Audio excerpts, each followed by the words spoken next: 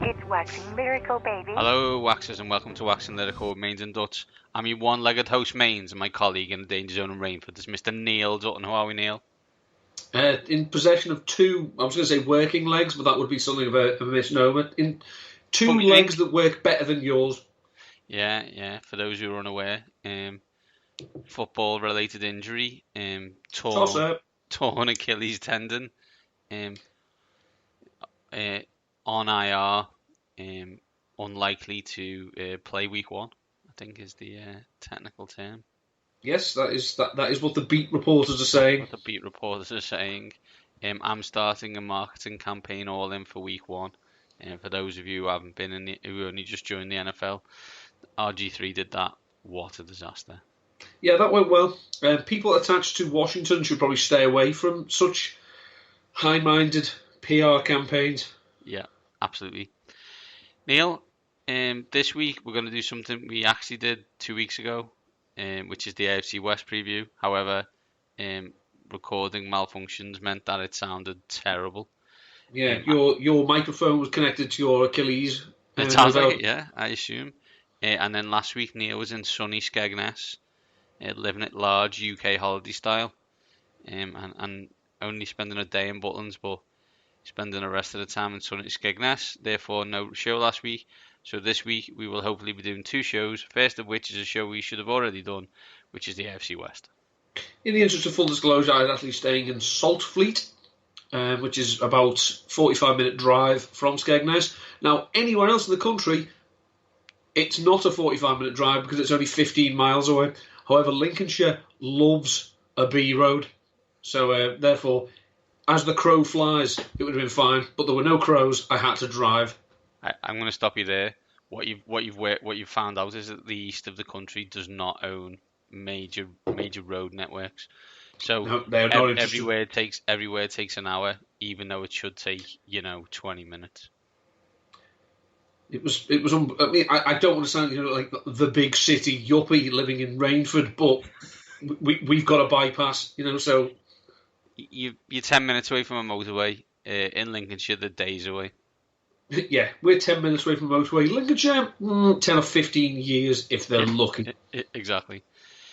So we'll do a weird whale before we start, and then on the preview we'll do the standard fare, the change, the big question, a breaking out, a breaking down, and a more likely to be discussed by draftniks in week 17 in the Super Bowl or not at all. A good division this week, so we'll see where we go. Well, let's start with weird whale, Dutton. And I guess the question you need to ask yourself is, how far would you go to sabotage your rival's shop? That's a hell of a lead-in. A Florida woman is facing 2 felony charges after she allegedly ruined a neighbouring shop's $2,000 worth of ice cream by peeing into an ice cream machine and flicking buggers into containers. Boogers. Whatever. Boogers. Do you remember the nutter who played for West Ham? Marco Boogers, yeah. Remember him well. That's how you say it. Jung Waipacha, who owns a food mart in Indian Shores, was arrested Monday and charged with criminal mischief and tampering with consumer products. Brilliant. Criminal mischief sounds like one of those offences that, in old-style comics, the local constable would be grabbing you by the ear. Yeah. And, then clipping you around the back of the head. Yeah, it sounds like something that happened in Riverdale, the comic book. Yeah.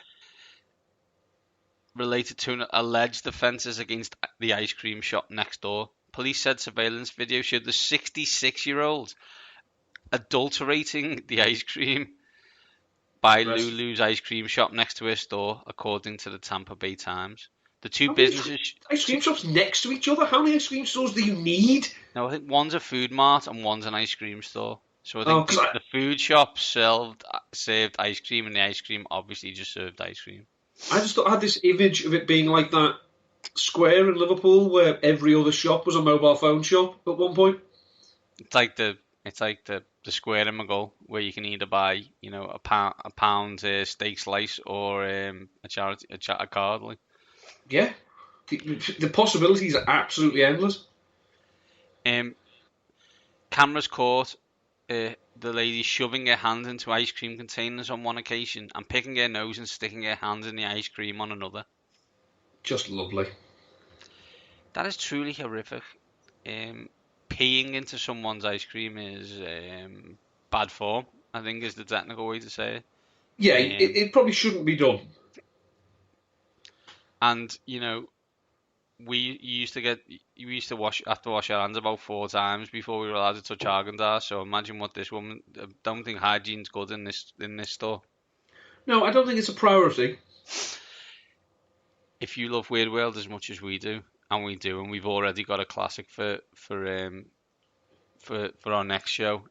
For those who want a bit of a sneak preview, it's Brazilian drug lord dresses his daughter to escape jail. We've ruined it now. It's amazing, so it's worth the wait. Google it so we can all discuss it as friends later on. Share them at waxing_lyrical or individually. Neil is at endon13 and I am at mainzy7. Neil, let's get on with the preview for the AFC West. As always, as we've mentioned, what we discuss is the change, the big question for each team. From a fantasy angle, who's breaking out and who's breaking down, and then is that team more likely to be discussed by draftniks in Week 17 in the Super Bowl or not at all? First team in the AFC West, the Denver Broncos, a team who have actually played a preseason game. Ins, Noah Fant, tight end. They also got Drew Lock, quarterback. Although, based on his performance in the Hall of Fame game, quarterback is in quotation marks. Joe Flacco and Juwan James out. Washington's own backup QB Case Keenum. Andre Holmes, Matt Paredes, and Bradley Roby. The big question, which probably made more sense in 2 weeks ago when I wrote it, do you expect Joe Flacco to be starting in Week 17 for the Denver Broncos, Neil? Well, if he can do what basically they brought him in to do, which was to try and give them a couple of extra wins, if this division can break down to an extent that it becomes something of a three-way race, I would expect Flacco to probably start the whole season. However, if it gets to a point that, look, we're 2-5, season's gone, we may as well start the Lock experience. We saw in quotes that Vic Fangio said a couple of weeks ago that weren't exactly glowing. And also in his Hall of Fame game outing, he looks far from ready. So I think it'd be one of those that Flacco gives them a good chance to be a functional NFL offense. But if it gets to a point where the season is gone, they probably do need to see what they've got in Lock, because as we've seen, this is a position that Elway has missed on time and time again, except where he plucked the diamond from the rough that was Peyton Manning. So it might be a case of, look, we need to see if Lock's any good. If he's not, we might be in position to take a quarterback again next year. Good luck with that. You're so good at it, even with a talented group coming in, I'm sure you'd make it the wrong choice. But if they are competent and in some degree of playoff contention, then Flacco probably has to start. Yeah, I think after the comments from Fangio and the performance in the Hall of Fame game, although it's one game in a pre-season, not really something we should overanalyze. I'm not sure that Fangio was expecting Drew Lock to play. I'm not sure he was involved in the drafting process. He basically almost described him as not a quarterback. For those who haven't seen the comments, and they were a couple of weeks ago, he basically just said he was a guy who threw it dead fast but didn't know where he was throwing it. It sounded to me as if, and I think Matt Harmon tweeted something similar, it sounded to me that Vic Fangio sounded like that Locke would be the type of player he'd like to be game planning against, not having to game plan with. Yeah, it's also I guess the curse of having a defensive coordinator as your head coach, that he is more interested in keeping the ball and not making mistakes and stuff like that, rather than being entertaining. So that's where you are on this. I think you're right on the Broncos in terms of, I think they want Flacco to play, but then I think they think they're an 11 to 12 win team with Flacco in it, and I think that's fanciful at best. Like, I think in a if everything goes well and they lines up, they might win 9 games. I don't see them as a good team. They have to play the Chargers and the Chiefs twice. I don't see them going better than 3-1 in that. So I'm not really 100% sure. Flacco is grey. He's milk toast. He's okay. Unless he plays, unless he plays the Patriots in a playoff game. But I don't think he'd be doing that. So I'm not sure that the Broncos are going to get the benefit. No, I mean, let's see. This isn't a terrible roster. It's just not great. And unfortunately, they're in a division where there are 2 rosters that you could argue are great. Yeah, absolutely. And Flacco is not going to move the needle that much that it was worth what they gave up to get him and what they're going to pay him. So I just think they're an 8-8 team. Yeah. I think that ultimately, I think that's the ceiling. It's probably the floor as well. Let's move on to the fantasy angle, Neil. Who do you think will be breaking out on the Denver Broncos? Well, last year they had a rookie running back who flashed. That was Philip Lindsay. I still think that was something, I say, of a flash. It was a perfect storm of coming together. Philip Lindsay is not built to be a workhorse bell cow. He's very small, he's undersized, and he's still dealing with injury. Therefore, we've seen, probably what they want to do, they want to try and limit what the damage Joe Flacco could do to them. So they want to try and run the ball. Now, apparently, the scheme that Skangs, their offensive coordinator, is going to run is going to be similar to Kyle Shanahan's. And apparently Shanahan's have had some success in Broncos country over the years. And apparently that's going to suit the skill set of Royce Freeman somewhat better. So Freeman wasn't terrible as a rookie. He was just outperformed quite substantially, to be honest, by Lindsay. But I think given the fact that they have signed Theo Riddick, who is a replacement level receiving back and not an option to carry the ball, I think they have more doubts about Lindsay than they do about Freeman. So I would take Freeman at his ADP, but I'm somewhat scared by Lindsay at his. So this is if we link, actually, sorry to steal your thunder, but if we link to the breaking down, Lindsay's ADP, if they were flipped, I may be more interested in Lindsay, but I'm not, because I just think that Freeman, I think they want to, I don't know, have 50% of the carries, and Lindsay and Riddick at the moment look like they're going to be scrapping for the receptions. So breaking down is Philip Lindsay, Neil? Is that what we're saying? Mm-hmm. And that would be good, because although we're still drafting in our UK Fantasy League for those who are also in it, which I assume is a lot of you, 240 people, fantastic cause, and seems like an excellent thing to do. Hopefully our drafts will be completed by the next show, and we will go through our roster. But what I can say is, as 2 weeks ago we discussed breaking out, but you guys didn't hear about it, I picked up Royce Freeman in my fantasy team. Neil, Denver Broncos, we kind of already said it, but more likely to be discussed by DraftNix in Week 17 in the Super Bowl, or not at all? I think not at all. They're not terrible. They've got good pieces on defense. We've seen that Vic Fangio can coach defense. Someone like Von Miller, and the boy Chubb, they're going to put up numbers. I don't think the Broncos are ever going to get blown away. They're not going to be putting up. They're not going to find themselves on the end of many 50 burgers or whatnot. But I think their offense is meh, and it's a horrible division to be in if you're just meh. Let's play a game of road games. They play at Green Bay, at the Chargers, at the Colts, at the Vikings, at the Bills, at the Texans, at the Chiefs. They're 5-6 teams that we expect, that we either said or will say will get 10 wins. Mm-hmm. And Buffalo, where you never want to really play. So, no. I think not at all. I think they're a 7-9 team.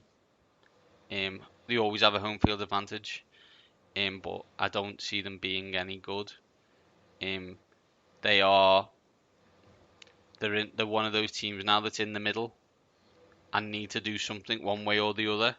I think they think they're 2 pieces away from being in the Super Bowl, and I don't see that being the case. Yeah, they're just not. But I think John thinks that, so there we go. Deluded young man he is. Yeah. Let's move on to the Kansas City Chiefs, Neil. Frank Clark, Tyrann Mathieu, Alex Okafor. Out, Chris Conley, D Ford, and Justin Houston. And the big question for the Chiefs is pretty simple. Can the Chiefs get back to the title game? Well, yes, they can. Their offense is stacked. You can argue they have one of the... You can argue. They have one of the best quarterbacks in the NFL. They have the best tight... You're arguing against it? Oh, you'd be surprised. They have the best tight end in the NFL. And they have one of the best playmakers in the NFL. Now, we can say we are not here to discuss the moral implications of any acts that may or may not have been committed by Tyreek Hill. The situation has played out in the courts. It's been investigated by the NFL. He's going to play. It's similar to, my thoughts. It's we don't, we probably don't like it, and I would hope we don't. Not we can do about it. He's going to play. When he's been on the field, he's been an absolute, tormentor of defenses. They have, one of the best offensive play callers in the NFL as a head coach, Andy Reid. Say what you want. I know he forgets he has running backs for long periods of games, seasons, decades, but he can coach offense. They were let down by their defense last year, so probably a tad too late. They waved goodbye to Bob Sutton and brought in Steve Spagnuolo, who has long experience with Andy Reid. He was an assistant coach under Jimmy Johnson back in the early days of the Reid Eagles era. And, if the defense doesn't have to be the 2000 Ravens, the 2013 Seahawks, the 85 Bears, it just has to be middle of the road because they will score points on anyone. I think that's the thing, Neil, right? I think they were like 25th or something last year. They were really low. They need to be 16. If they're 16, then they can win the Super Bowl, right? It's for those with short memories. This is a Colts-style situation with Peyton Manning.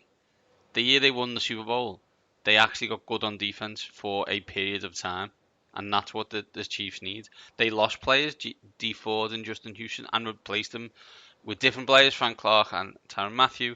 They need to be better. They need Steve Spagnuolo to be better coordinated than Bob Sutton. They 3 times last season they scored 40 points and lost. They scored 50 points in a game and lost. Unacceptable. Exactly right. You had an MVP, and as you said, you've got one of the best defensive play callers in the game. Okay, as long as your games are over with 2 minutes left, you'll be fine, and that's what they've got to hope for. I think at a minimum requirement, they got to get back to the title game. But we'll have to wait and see, I guess. I think they're the best team in this division. Can they beat the Patriots in a game? I don't know. I'd say, they just need to play it in Arrowhead, and then they'll have a chance. Well, they played the last game in Arrowhead, and they got beat. So I don't know if that's really... And okay, it was fine margins or whatever, but they still didn't win. So, that's the issue. So we'll see where it goes. Yeah, they got behind big against the Patriots and came back. Here's a hint, just, to don't get behind big. Don't do that again, yeah. Make a damn stop. Fantasy thoughts, Neil. Who's breaking out on the Chiefs? Well, it's someone who has been breaking for years, and that's Sammy Watkins, because at his current ADP, he's actually something of a value. Now, obviously, they have Tyreek Hill, they have Travis Kelce, they have Damian Williams, who they want to run the ball with. He's, the all-purpose back. But Watkins had a spell last season when he was healthy, when he looked like a competent wide receiver too. And at the moment, he's being drafted as a low-end wide receiver 3. If we think this offense is still going to put up serious numbers, which many do, we expect some regression from Patrick Mahomes, but we don't expect him, to fall off a cliff. We've seen that this could be a train that when it comes in, everybody rides. Now, Watkins, if you want a cheap way of getting a part of this This offense, you're not going to get it with Mahomes. He's going to be gone by the time you take a quarterback. Probably not going to get it with Kelsey. You're certainly not going to get it with Hill as his ADP continues to rise. So, again, Damien Williams is another person who you think, oh, he's a bit too rich for my blood. We'll take Sammy Watkins then. This is the first time in 3 seasons he's not learning a new offense. He's not rehabbing an injury. He has shown and flashed talent over his NFL career. He just hasn't put it all together for a season very often. Now, we don't need him to be the man, but he could certainly be someone who you could plug into your fantasy teams on a weekly basis and you wouldn't get zeros. Neil, you've done your start of your UK fantasy league. Where did Mahomes go in your draft? Mahomes, I suspect, I haven't looked at it because we did actually finish our draft.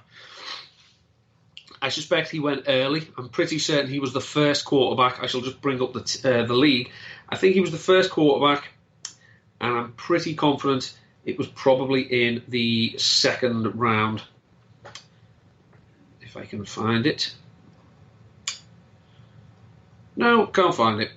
But So yeah, ours was he went the first pick in the 4th round in ours, and he was the first quarterback taken. well, as I say, it's one of those. If you're desperate to get Patrick Mahomes on your team, then you're gonna have to take him in the 2nd round probably. I wouldn't. I did write something for Number Fire a few weeks back, saying that the price you would have to pay for Mahomes, it's not actually worth it because you can probably get players who are going to put up similar numbers, who are going much later. But if you want them, you're going to have to pay for them. But this is why we have late round quarterback strategies. You'll miss out on other areas. So you're not calling Mahomes breaking down, surely? Oh God, no. Patrick Mahomes, I say, if you look at the regression we expect from someone who has put up the type of numbers in terms of passing yards, passing touchdowns, and generally touchdown rate. If you see the type of regression players who experience similar years to Mahomes, they basically fall down to about 4,200 yards and 32 touchdowns. Think I could live with that, but I just think there's going to be other quarterbacks. If Andrew Luck's fit, if Deshaun Watson's fit, if the hype is real regarding Carson Wentz, these players are going to be able to maybe put up. Matt Ryan, another one. They may be able to put up similar numbers to Mahomes, and they're going much later. Personally, I'm saying breaking down, and again, I'm not criticising the player per se. I just have worries at his ADP and his track record. Is Damien Williams? He's missed the whole preseason. Big Red in a press conference sounded a bit huffed by it, but he's come in and said, all the other guys have come in and done a good job. Yeah, forgive me, Big Red. There's not a chance in hell you are wheeling out Carlos Hyde on passing downs if Damien Williams isn't healthy. Not going to happen. Now, Williams has been in and around the NFL for quite some time. He just has never really kicked on. And I just think at the moment you're taking him in the 2nd round, I always have question marks about players who end one season well after basically being picked up off the scrap heap, who then get overdrafted the year after. See, for example, players like Zach Stacy or Alex Collins last year. His ADP worries me a tad. I know we kind of already said it, but are the Chiefs more likely to be discussed by draftniks in Week 17 in the Super Bowl or not at all? I think it should be the Super Bowl. The talent is there. I'm not saying it's getting into it, if not now, when, for Andy Reid, because he's still in the contract. Mahomes is still in his rookie deal, but this team is built to win now. Yeah, the win total is 10.5. We forgot to mention, by the way, that the Broncos was 7.5. 10.5. I think they're 12-14. I think they'll try and get back to home field advantage. Whether they'll be able to do it, I'm not sure. For those who are aware, I wrote a preview on the AFC East for all the teams, and I predicted the Pats would go 13-3, so they would have to beat that. That is probably dependent on Sunday, the 8th of December, Week 14, when the Chiefs go to New England. I think that would be a pretty big game. And also, there's a massive game Week 16, and they at the Bears. So there we go. some tough games, but I still expect them to be Super Bowl contenders and one of the best teams in the NFL this year. The irresistible force meeting the immovable object that day. Correct. Now onto the Los Angeles Chargers. That is right. Hold on. Los Angeles Chargers. Change. Ins. Defensive tackle Jerry Tillery, easy for me to say. Thomas Davis and Tyrod Taylor. I just like saying Tyrod Taylor. Out. Ty Williams and Jason Verrett. And the big question is not about Melvin Gordon, but it probably will include him when we discuss it, is how do the Chargers take the next step? Well, taking the next step would having all their best players on the pitch and available all season would be a huge advantage. Obviously, last year Gordon fell apart towards the end of the season, had a number of injuries. Joey Bosa dealt with injuries for much of the season, was still bloody productive, but obviously he started late. They didn't have Hunter Henry for the whole season. Again, ridiculously talented team. Sometimes gets in its own way in the big spot. But if they can have all their players, then you could, talent-wise, this team is up there with the Kansas City Chiefs, I think. I'd rather have the Chargers defense than the Chiefs. And I don't think I'm telling tales out of school with that one. They have one of my favourite players from last year in Derwin James, who I thought was fantastic. The problem I had with the Chargers last year was there's like is our plan A, and there was no kind of plan B in it.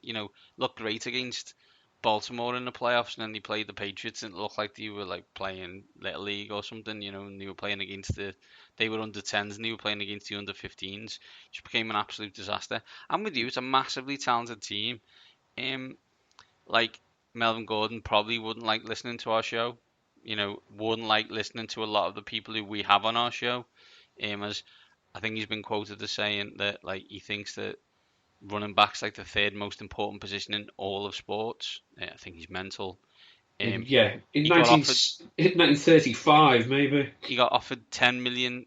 This is not like he wasn't offered money. He was offered $10 million and he's turned it down. He wants more money than Todd Gurley. Best of luck. It just like I will never begrudge a player to go out and try and get as much money as they can, but let's be realistic. No, yeah. We all try and do jobs where we earn as much money as possible, but we also understand that there's like a value limit. The issue for the Chargers and probably for Melvin Gordon is one of his closest friends is Le'Veon Bell. So that's probably not going to work out for him. They want him to play because he's a talented player, and they have a limited window with Phil Rivers as the quarterback. They have wonderful receivers, especially Keenan Allen. A lot of talent, as you said. Derwin James, Joey Bosa, a lot of talent. I'm not sold on the coaching. I'm not. I don't think I ever have been in San Diego, as you said. There's a lot of brain fart type games or whatever. I think so. They've got stuff to do. Whether they can do it or not is to be determined. The problem they've got is they are a talented team. Like they're probably in the top 4 teams in the AFC. Would you say, Neil? Top 5. The problem The problem is that a team above them actually plays in their division. That's an issue. And let's be honest, they never have and they never will go into New England and win the game. I wouldn't expect them to. And as you say, whether that comes down to a coaching, is that... I mean, I'm sure Anthony Lynn is a lovely fella and he has done a good job as coaching, but he strikes me as the type of person who would go to New England and try and be cleverer than Belichick, and he's not. Well, yeah, the proof is in the pudding of that last year. They got absolutely annihilated. That wasn't even a game after about 10 minutes. So, there we go. Fantasy, Neil, who's breaking out on the Chargers? Well, if we assume that Gordon is going to make good on his threat to actually sit out, then Austin Eckler becomes a player whose value is just going to skyrocket. Now, Eckler last year was, in terms of fantasy points, he was pretty much the same player with or without Melvin Gordon. So his efficiency did dip, but his production remains constant. He's not built to be a 25-touch a week player, but let's be honest, those type of players are, unicorns. So he doesn't have to be. He can chip in the passing game. He can get a few carries. And we've seen it, even though, he's a little fella, he's undersized, he has the trust of Phil Rivers. So I think his ADP is going to continue to rise, I think. So he's less of a value than he would have been. But if, as we get closer to your draft, and by that I mean the last week of August, first week of September, if Melvin Gordon has come back into the fold, then his ADP may start to drop again, and he remains a player that you would want as a running back 3 flex option on a weekly basis, because he has shown he can provide good value at that spot. I just don't know how many weeks he'll have when he's a top 12 running back. Who's breaking down, Neil? The Mike Williams hype, it doesn't concern me. It doesn't bother me. It confuses me somewhat. Now, Mike Williams was not a great... he wasn't someone I had high hopes for coming in to last season, because I didn't think he was going to beat out Tyrell Williams. And if you can't beat out an undrafted free agent, having been a first-round pick yourself, I am concerned. His fantasy production last year was buoyed by touchdowns. As Patrick Doherty does point out, touchdowns are more often than not a team statistic, and it's just unrealistic to expect him to have 10 touchdowns again. Could he see more volume in the passing game? Yes, absolutely. There are a lot of targets freed up now Tyrell Williams is gone, but he's going to have to compete with Hunter Henry. Keenan Allen, in the games that Melvin Gordon missed last season, Keenan Allen was an absolute monster. So given the choice of feeding Keenan Allen some more or throwing to Mike Williams, I personally would rather he went with Keenan Allen. So his ADP worries me, because I just don't... I think you're hoping for an upside wherever you take him, and I don't think it's sensible, because he hasn't really delivered it in the past, especially if you take the touchdowns away. Neil, he's not underrated here, but you mentioned Keenan Allen a few times so far. Like, is he underrated in drafts? Should his IDP be higher than it is? Oh, absolutely. As I say, he is one of those players. He's a top-tier target magnet. Now, it's just unfortunate, at the moment that he seems to be mostly associated with sitting in a car on a phone making a pissed-off video about his Madden rating. But as someone who's been, when he's been healthy, has been bloody productive, it just seems to be that there's this rush. We seem to be trending back this year in fantasy drafts of, gotta get a runner back early. Oh, I didn't get one of the big 4. Well, I know, I'll take Mixon. I'll take Gurley. I'll take these people. What are you doing? The wide receivers there are productive, especially in PPR leagues. If you don't get one of the top 4, and let's be honest, there are now question marks about several of that big 4 at the top is becoming a 1 very, very quickly. Yeah. It's becoming take Christian McCaffrey and then start worrying about what to do next. Yeah, this is the. I mean, we understand from the UK Fantasy League, for example, why they had to draft it so early. It's 8 hours. It's multiple people. 240 need to get it sorted, but drafting this early in August causes this major issue that you're like, oh look, I drafted Zeke Elliott and this is what happened. Oh look, I'm going to take a gamble on Melvin Gordon. Oh look, Saquon Barkley's, his team's terrible. That kind of idea. Neil, Los Angeles Chargers more likely to be discussed by draftniks in Week 17 in the Super Bowl or not at all? See, the Chargers fall into, this unspoken 5th category for me, and that is they'll be talked about in the playoffs. Yeah. But they'll be that team, I suspect, that if they won a playoff game, no one would be surprised. But if they got their asses kicked, no one would be stunned. So they're going to be the 5th seed, right? I think that's what we're saying, yeah. They're probably going to be the 5th seed. So then they'll play the 4th seed, beat them, and then play the 1 seed or whatever. Play the Chiefs or Patriots. Yeah, and I don't see them beating the Chiefs or Patriots. Like I didn't see them beating the Chiefs or Patriots last year. No, and it's not even as if if they get home advantage, if they get what? Yeah, well, they might be. If we play the game, they might be Cleveland or Baltimore. We haven't, in the north or Pittsburgh. But I can't see them beating Kansas City or New England in the next game. The win total's 9.5. Yeah, they're probably 10-6, 11-5. A good team. You know what I mean? They're a good team. They were great last year. Schedule's okay. I just see them as, their issue. The issue for the San Diego Chargers, the issue that the San Diego Chargers, Los Angeles Chargers. You said it twice as well. No. The issue with the Los Angeles Chargers is the same issue that the San Diego Chargers had, is that they were always good, but when they were good, there was always someone better than them. Tim Henman syndrome. Yeah, right. Andy Murray is amazing at tennis, and don't let anybody tell you otherwise. Fatal flaw in his lifestyle is when he was great, 3 of the top 10 tennis players of all time also played. Bad news for Andy. I'm glad that we managed to get that gag back in, having lost it in the previous week's one, I suspect. Neil, finally, to everyone's favourite HBO TV show, the Oakland Raiders, soon to be Las Vegas. The change in Jonathan Abram, safety, Clellan Ferrell, Antonio Brown and his feet, Trent Brown and Ryan Grant, out Kelechi Osemele and Seth Roberts. The big question, will people be talking about the Raiders more in week 17 or after the episode of Hard Knocks in the next few days? After the episode of Hard Knocks.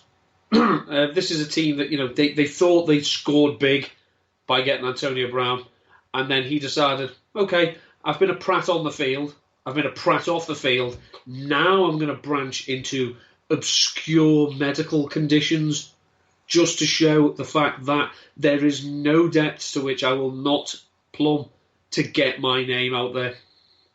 Fed up of them. Fed up to the back teeth of them.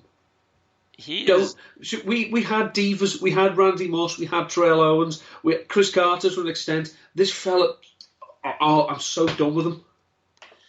I think it is weird. Like, although the other receivers like were out there welcoming places, but when they were on the field were amazing. And I assumed Antonio Brown would be the same, right? The issue is that like this team is terrible. And yeah. I'm not even sure. Like, I'm confused whether it's by design or by poor management or both. They're just not very good. So, like, there's a video on Instagram of like the NFL of like bigging up Hard Knocks, and Antonio Brown's talking to his sons, and it's like, and then one of his sons says, "Where's Roethlisberger?" And he says, "Well, I'm not on that team anymore. I'm in Oakland." I said, "Who's your quarterback?"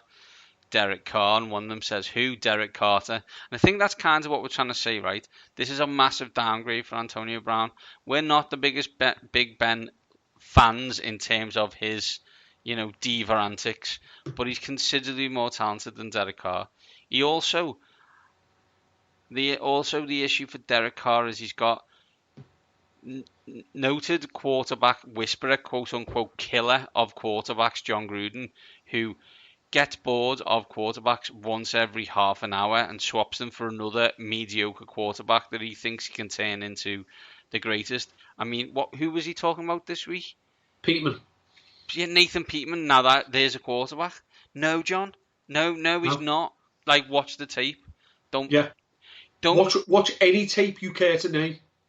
Don't try and be smart about this. You're not smarter than everybody else. You're not.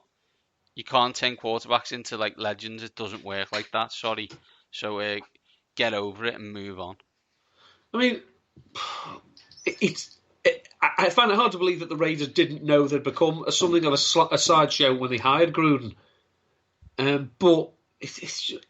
I mean, even the little twee things that apparently when they move to Las Vegas, Gruden and Carr are going to be living next to each other. Yeah, best of luck with that, Derek, because you're going to be on this team when they get to Vegas. Seriously, here's what Carr will have to do: 4,000 yards, 35 touchdowns, 4 interceptions, and the Raiders will have to make it the postseason. Otherwise, he's going to get bored. He wanted Kyler Murray. Let's not let there be any doubt that they would have taken Kyler Murray.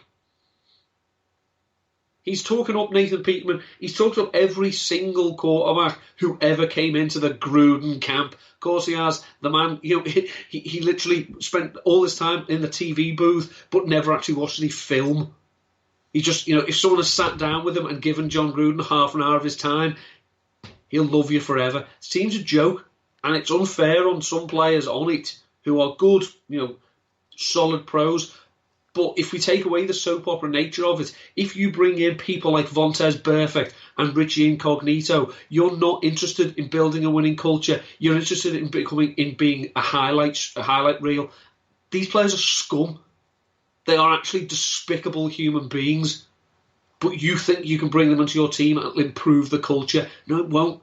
And it might make Hard Knocks entertaining, but it'll make my stomach turn, because they should not be earning a wage in this game, especially not incognito. He is seriously disturbed. Let's move on to Fancy Neil, who's breaking out for the Oakland Raiders. Well, Antonio Brown, as we said, is not going. Apparently, ESPN said he's going to be a bounce-back candidate. Really? Oh, God. Is ESPN competing with Barstool now for, we just need the clicks? Bouncing back from what? He had 1,500 yards and 15 touchdowns. Don't be ridiculous. We know that, say, he's going to get most of the targets and he'll get most of the hissy fits when he's streaking wide open down the field and Derek Carr checks it down to Jalen Richard again. Tyrell Williams is going to have bust weeks where he'll be, Deshaun Jackson light. They can't get over themselves. Oh, Darren Waller, MVP of camp. Yeah, great. Wonderful. No. If you desperately need a cheap way to get exposure to this offense, and let's be honest, who doesn't, then 38-year-old rookie Hunter Renfrow, slot receiver, he made a few plays, I think, for Clemson in the early 60s in the college the national championship game. He's not a bad player. He's one of those, he's rugged, gritty. It's basically all the words that you use to describe white slot receivers. Now, he's not going to be racking up 100 receptions, but in deep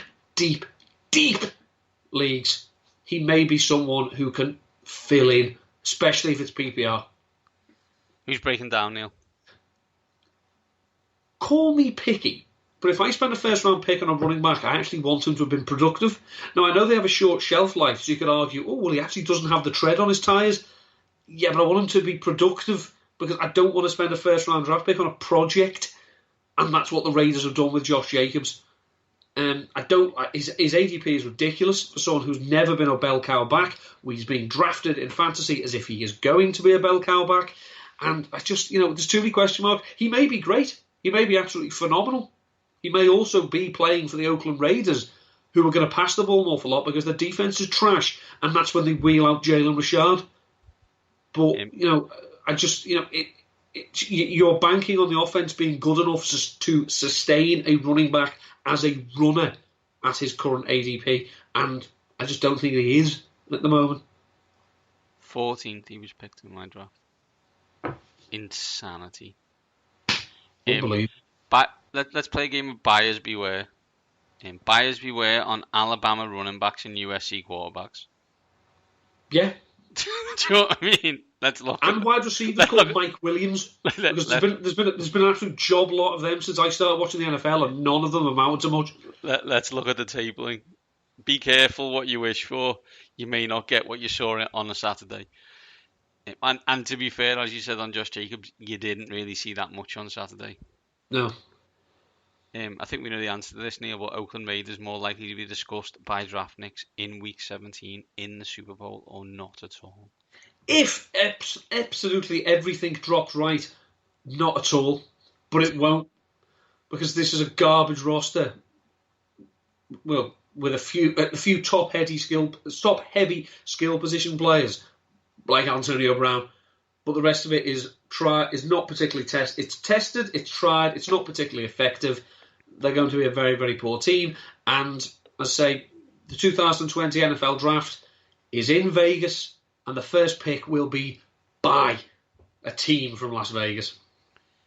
Yeah, this is a draftniks team, right? There's a the funny thing is, like, when we spoke about Miami, we saw that there was like with secretly tanking, don't tell anyone. Like my concern is that the Raiders are actually trying to win, just doing a really bad job at it. Win total's 5.5. Good luck with this team winning 6 games. I wish everyone all the luck in the world. 4-12, 3-13 in your future. Yeah, they'll win their last game in Oakland. Their last game in Oakland is Sunday, December the 15th. Against? Versus the Jacksonville Jaguars. They're going to rip the living piss out of the Jaguars that day because the black hole will be rabid. Correct. but it will be one of only 3 wins they'll have all year. Absolutely. Neil, that's the AFC West wrapped up. I think we all agree. Kansas City Chiefs win the division. Chargers getting the playoffs. Denver Broncos are mediocre, and the Vegas Raiders, as they will be, will have the first pick in 2020. Yep. Awesome. Neil, before we wrap it up, where can people catch you this week? This week, I have participated in a series for Rotoviz called The Guy Behind the Guy, and that is basically our favourite players who we think could be fantasy superstars if they could just get the chance. So if the starter got hurt, suspended, traded, then these players could stand up. There were contributions for wide receivers, running backs, and for tight ends. So that's good. That's out there now at Rotoviz. You can read that. By the time this comes out, there may well be a piece defending another player, as you say, like Keenan Allen, who gets forgotten and underrated. I actually quite like Allen Robinson to bounce back this year, and I tell you why. I say that's for Rotoviz as well.